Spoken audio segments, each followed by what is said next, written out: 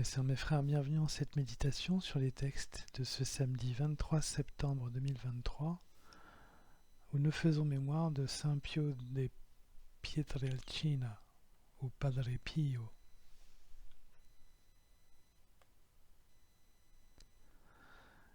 Il nous faut croître dans la parole jusqu'au retour de notre Seigneur Jésus-Christ.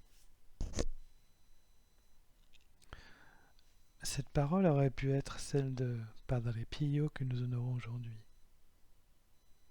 Nous avons cru en lui, en Jésus-Christ, parce qu'il nous a appelés et nous a touchés par sa parole. Mais il ne faut pas en rester là, car Jésus nous propose de rejoindre le Père. C'est sa vocation de berger, de ramener les enfants du Père dans le royaume et sa sainteté. Dans notre monde, nous ne pouvons pas nous nourrir de la parole qui est la nourriture la plus solide. Alors bien sûr, nous pouvons nous nourrir de certaines rencontres ou de manifestations divines ponctuelles, mais rien n'égale la douce présence de Dieu, présence entière et salutaire. Pour être efficace, la parole doit être acceptée de bon cœur, et surtout, voir sans tache celui qui la reçoit. C'est ainsi que l'apôtre Paul nous exhorte dans sa première lettre à Timothée lorsqu'il dit « Garde le commandement du Seigneur en demeurant sans tache, irréprochable jusqu'à la manifestation de notre Seigneur Jésus-Christ. » C'est à cette condition que nous grandirons, sinon nous ne pourrons pas progresser ni avancer dans la sanctification de notre vie pour nous préparer au salut.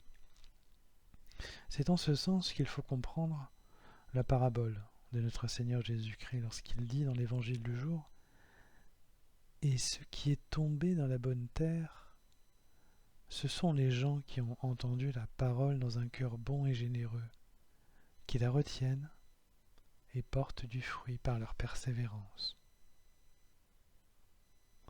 Si nous restons purs jusqu'au jour du retour de notre Seigneur et Sauveur Jésus-Christ, nous vivrons avec lui dans le cœur du Père,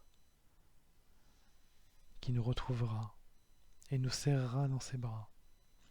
Car Jésus paraîtra et tout sera rempli de la présence du Père. Nous serons alors dans sa maison. Le psalmiste nous dit d'ailleurs « Reconnaissez que le Seigneur est Dieu. Il nous a fait, et nous sommes à lui, nous son peuple, son troupeau. » Nous nous préparerons alors à vivre avec le Père. Pour cela, il nous faut imiter Jésus-Christ et nous vider totalement et en toute humilité. Servir le Père et savoir s'abandonner à lui, c'est savoir servir l'autre que nous ne connaissons pas encore et nous humilier. Il nous faut ainsi renoncer à nous-mêmes, à notre propre ego, pour donner toute la place à Dieu, comme a pu le faire Padre Pio. Il n'y a pas de plus belle joie que d'être dans la maison de Dieu. Le psalmiste s'écrie d'ailleurs « Venez dans sa maison lui rendre grâce, dans sa demeure chantez ses louanges, rendez-lui grâce et bénissez son nom. » Louer Dieu sera la marque de l'espace que nous lui aurons fait en nous. Il nous faut bien nettoyer notre maison. Tout notre corps et toute notre âme brilleront alors de la présence de notre Dieu, lui qui fera paraître Jésus à son retour. Et ce que dit l'apôtre Paul, celui qui le fera paraître au temps fixé, c'est Dieu, souverain unique et bienheureux, roi des rois et seigneur des seigneurs. Lui seul possède l'immortalité, habite une lumière inaccessible. Aucun homme ne l'a déjà vu, et nul ne peut le voir. Sauf que ce jour-là, Mes sœurs, mes frères, nous verrons Dieu, nous serons dans ses bras. C'est tout le sens de la promesse de notre Seigneur Jésus. Nous faire venir pour faire advenir le Père. Mes sœurs, mes frères, cette promesse est aujourd'hui d'actualité. Car Jésus s'est déjà manifesté dans son ministère. Il se manifeste aussi au cours de certaines présences agissantes de l'Esprit. Les temps que nous vivons sont tout droit concernés par cette espérance de manifestation totale de Dieu par l'Esprit Saint, par le Fils et par le Père.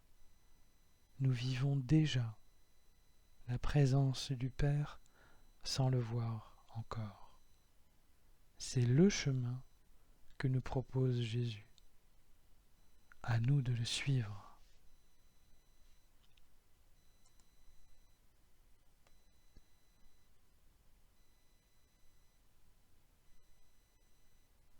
Mes sœurs, mes frères, après cet instant de méditation sur les textes de ce jour et qui concernent notre croissance dans la parole jusqu'au retour de notre Seigneur Jésus-Christ, je nous invite à la prière.